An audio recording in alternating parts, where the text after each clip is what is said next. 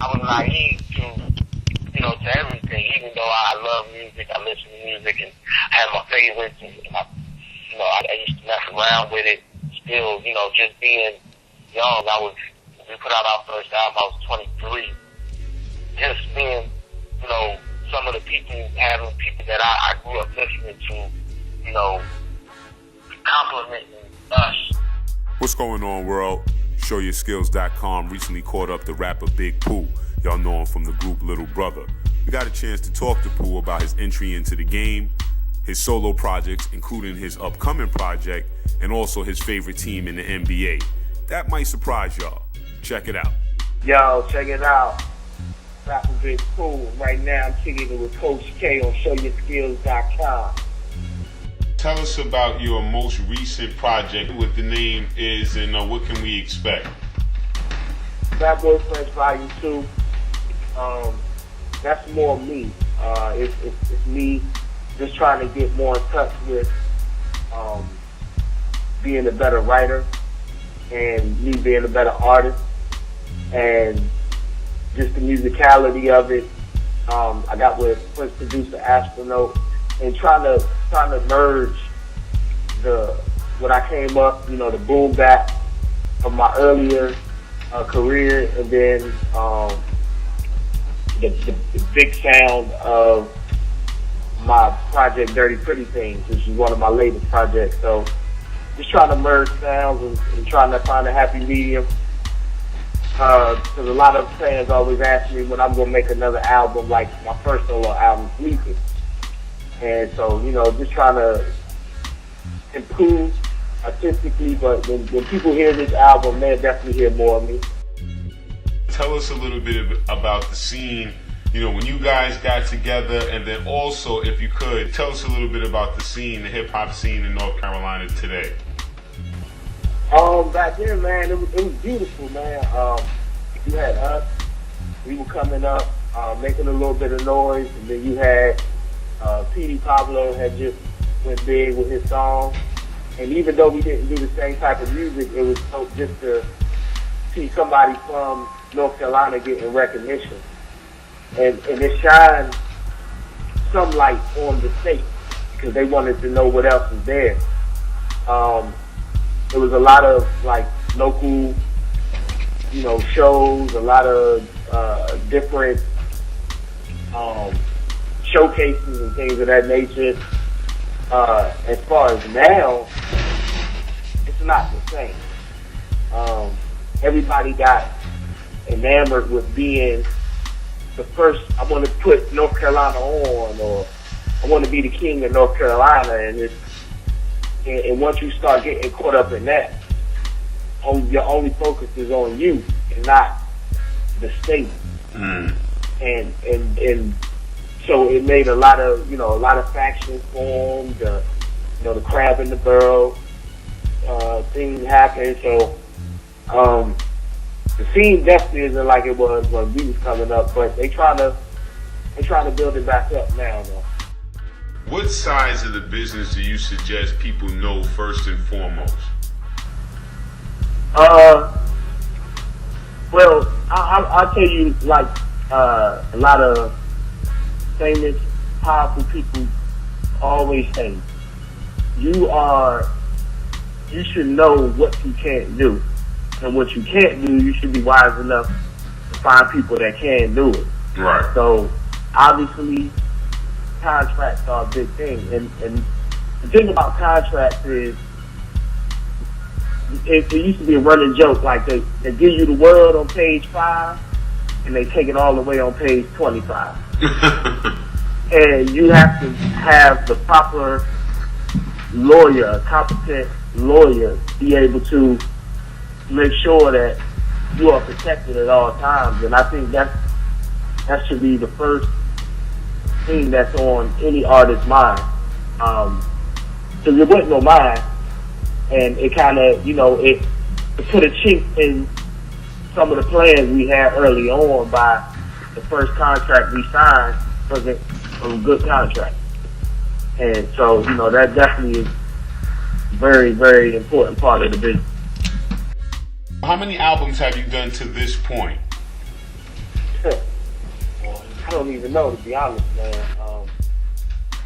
I guess I would say solo projects. What number are we on at this point?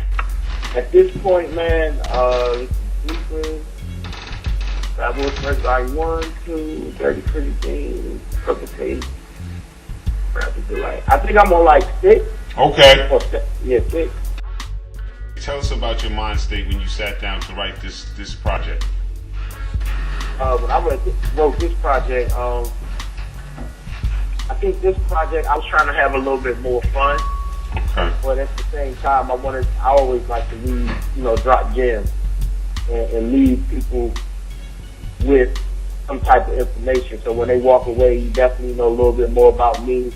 I want you to know, a little bit more about what I'm thinking about issue-wise, and my position on what may be current things or things that need to be addressed. So when I sat down and wrote this project, man, I just wanted to make sure I was more of a complete songwriter as opposed to just writing verses.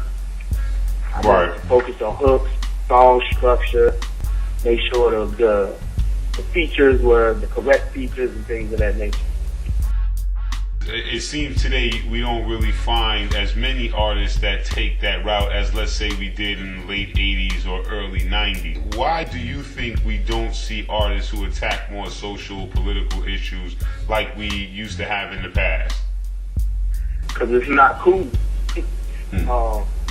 What's cool is bragging about what you may or may not have. That's what's cool to people. What's cool is flaunting wealth.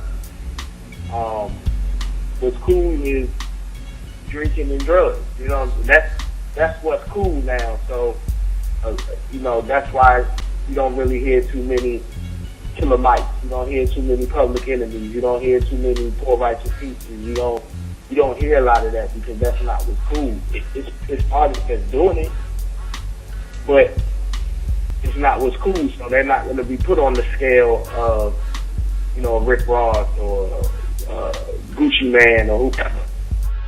What we also notice, it doesn't seem like, corporations, i.e. record labels, are investing in that type of music any longer as well, meaning they're not even signing groups that are, addressing anything on a social level, even if it's just in a light manner or saying anything political. It just doesn't seem like the labels are investing in that anymore. The crazy thing is now, everybody is afraid of offending somebody. So no matter what you say, you're going to offend somebody. And that's why corporations and companies don't sign artists like that, because you're going to offend somebody when you're taking a stand. Mm-hmm. The only way you don't offend anybody is if you never take a stand. So, and that's the thing. Everybody is, no matter what you say, there's going to be somebody that come out and say, you offended me. And what's the corporation or company's purpose is to make money off of everybody.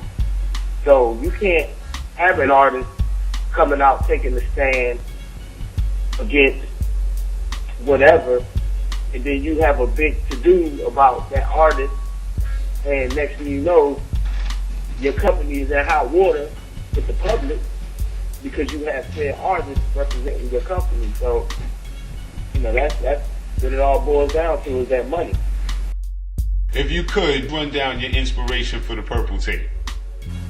The Purple Tape, man, I had heard, the beat that Black Milk had did, and I'm a big Prince fan, and I'm a Black Milk fan as well. And I just wanted to do something different. I was in Europe on my way back home, and I hit Black Milk up and was like, yo, man, I got the beat. I know they've been out there, but I want to try to create a project with them. And he was like, go ahead, just let me hear it when you finish. So I just went in and just had fun with it. I wasn't worried about structure. I wasn't worried about too much of anything. I just went in and wrote. And it was fun for me. What team you rolling with this shit? Or what's your team, rather? I'm actually a Wizards fan. Okay. Yeah, a Wizards fan. And, I'm happy with the way they've been playing since John Wall came back. A lot of people, they don't realize since John Wall came back, they're 21-16 and 14-7 when John Wall, Bradley Beal, and Nene all started. So they have a pretty good team. They've just been hit by the injury bug. And I know with Beal going down. Yeah, Bill going down, Nene down, John Wall was out for the first 33 games. So took him until recently to really get back in shape, because when he was out, he couldn't do any basketball activity except for dribbling. So I think, they can, keep improving. Next year, they definitely be a playoff squad. Wow, that's what's up. That's what's up. Nah, they do have a good core, though. You can't front. I was actually just talking with somebody about it the other day, and they was talking about his defense. I said, well, two sides to his defense. One is on the ball defense. He definitely needs to improve in that area, but it's rare that people come into the league and they just turn into on-ball defenders. Like, that's a special skill that very few have. Right. And then I said, you have to realize every mistake he makes defensively might not be his. It could be, the defensive scheme is to lead your man to the middle. You lead his man to the middle. The help isn't there. That's not his fault. Right. But it makes him look bad. It makes him look bad, but it may not be his fault. So I said, it's a lot that goes into being a great defender, because most of the time great defenders have a great defensive team, but what a lot of people don't realize, the Wiggins actually been in the top half of the league in defense for the Heat. Their problem has been on offense. Okay. So, he definitely needs a lot more improvement, but he's showing something there. That's what's up. So anything you need the people to know that's listening?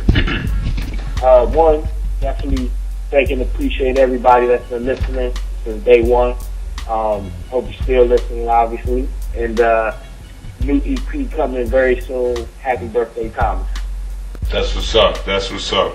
All right, man. Thanks for your time, man. I know that. Have a good one. You too, man. Peace.